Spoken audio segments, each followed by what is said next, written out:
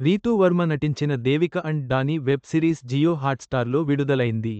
గ్రామీణ నేపథ్యంలో ఒక మ్యూజిక్ టీచర్ జీవితం, ఆమెకు కనిపించే ఒక ఆత్మ చుట్టూ తిరిగే కథ ఇది.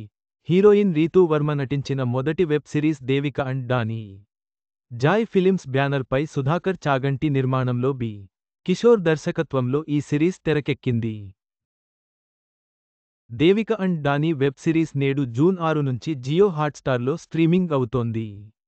ఈ వెబ్ సిరీస్లో సూర్య వశిష్ఠ, శివ కందుకూరి, సుబ్బరాజు, కోవై సరళ, సోనియా సింగ్, శివన్నారాయణ, మౌనిక రెడ్డి పలువురు కీలక పాత్రలు పోషించారు. కథ విషయానికొస్తే, తను పుట్టి పెరిగిన పల్లెటూళ్లోనే దేవిక మ్యూజిక్ టీచర్గా పనిచేస్తూ ఉంటుంది. ఆ ఊరి చుట్టుపక్కల దాటి ఎప్పుడూ బయటకి వెళ్లలేదు. అసలు ఎవరి మాటకు ఎదురు చెప్పకుండా సైలెంట్గా అన్నిటికీ తల ఊపుతూ ఉండే అమ్మాయి దేవిక. దేవిక తాతయ్య పూజలు, హోమాలు చేస్తూ ఉంటారు. ఆయనకు ఆత్మలు కనిపిస్తూ ఉంటాయి. కానీ వాటితో మాట్లాడటానికి నిరాకరిస్తాడు. దేవిక తనకు నచ్చకపోయినా ఇంట్లోవాళ్లు చెప్పడంతో జగ్గీతో నిశ్చితార్థం చేసుకుంటుంది. ఆ తర్వాత డానీ పరిచయం అవుతాడు. దీంతో దేవిక తన లైఫ్లో ఏదో కోల్పోయాను అని తెలుసుకోవడం, డానీపై ఇష్టం ఏర్పడటం జరుగుతుంది. కానీ డానీ ఒక ఆత్మ అని తెలియడంతో షాక్ అవుతుంది. డానీ తనకు ఒక సహాయం కావాలని, మీ తాతయ్య అసలు కలవనివ్వట్లేదని, తను ఓ తప్పు చేశానని బతిమాలడంతో ఒప్పుకొంటుంది. మరోవైపు దుర్గా, అతని మనుషులు డానీని వెతుకుతూ ఉంటారు. డానీ చేయాల్సిన తప్పుని సరిదిద్దడానికి దేవిక, సుబ్బు సహాయంతో హైదరాబాద్ వెళ్తుంది. దేవిక ఇంట్లోంచి వెళ్లిపోయిందని తెలిసి జగ్గీ, దేవిక ఫ్యామిలీని తీసుకొని హైదరాబాద్ బయలుదేరతాడు. అసలు డానీ ఎలా చనిపోయాడు? డానీ ఆత్మ దేవికకు ఎందుకు కనిపిస్తుంది? డానీ చేసిన తప్పేంటి? అసలు డానీ ఎవరు? హైదరాబాద్ వెళ్లి దేవిక, సుబ్బులు ఏం చేశారు? డానీ చేసిన తప్పుని సరిదిద్దరా? జగ్గీ దేవికాని కలిశాడా? దేవిక జగ్గీని పెళ్లి చేసుకుంటుందా? తెలియాలంటే వెబ్ సిరీస్ చూడాల్సిందే. బద్మాషులు మూవీ రివ్యూ. తెలంగాణ బ్యాక్ డ్రాప్లో తాగుబోతుల కామెడీ. సిరీస్ విశ్లేషణ. ఇటీవల సినిమా స్టార్స్ అంతా వెబ్ సిరీస్లలో నటిస్తున్న సంగతి తెలిసిందే. అలా రీతూ వర్మ మొదటిసారి వెబ్ సిరీస్లో ఈ దేవిక డానీలో నటించింది.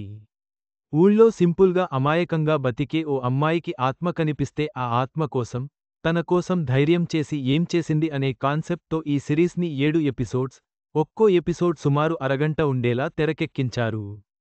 అయితే ఫస్ట్ ఎపిసోడ్ అంతా సీరియల్లా సాగుతుంది.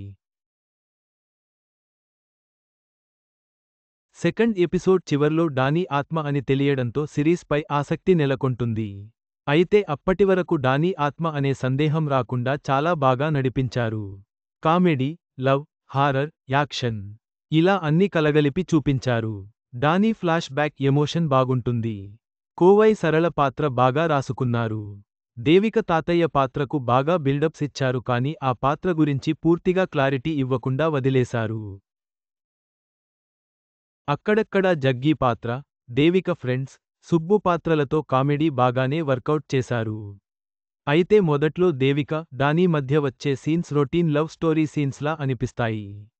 వెబ్ సిరీస్ అంటే ప్రతి ఎపిసోడ్కి ఒక ఆసక్తికర ఎండింగ్ ఉండి నెక్స్ట్ ఏం జరుగుతుంది అనేలా ఉండాలి అని భావిస్తారు ప్రేక్షకులు.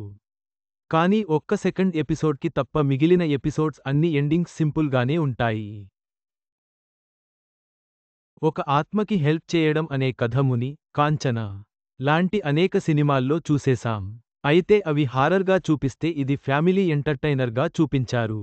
అక్కడక్కడా కాస్త ల్యాగ్ అనిపించిన ఓపిక ఉంటే ఫ్యామిలీతో చూసేయొచ్చు. నటీనటుల పర్ఫార్మెన్స్. ఇన్నాళ్లు సినిమాల్లో మెప్పించిన రీతూ వర్మ ఈ వెబ్ సిరీస్లో అమాయకపు పల్లెటూరి అమ్మాయిలా, తన కోసం తాను నిలబడే ఓ మహిళగా 2 వేరియేషన్స్లో బాగా నటించింది. డానీ పాత్రలో సూర్య వశిష్ఠ లవర్ బాయ్లా కనిపిస్తూనే నటనతో కూడా మెప్పించాడు. శివ కందుకూరి అక్కడక్కడా నవ్విస్తూ బాగానే నటించాడు. సుబ్బరాజు సీరియస్గా ఉంటూనే కామెడీ కూడా చేస్తూ నవ్వించాడు. గోపరాజు రమణ, పల్లెటూళ్ళలో మోడ్రన్ టీచర్గా మౌనిక రెడ్డి, దేవిక ఫ్రెండ్గా సోనియా సింగ్, ఐశ్వర్య, నెగెటివ్ షేడ్స్లో అభినయశ్రీ. మిగిలిన నటీనటులు వారి పాత్రల్లో బాగానే నటించి అలరించారు. Gamblers movie review. Mad hero Sangeeth Sobhan cinema ఎలా ఉందంటే, సాంకేతిక అంశాలు. సినిమాటోగ్రఫీ విజువల్స్ మాత్రం బాగున్నాయి.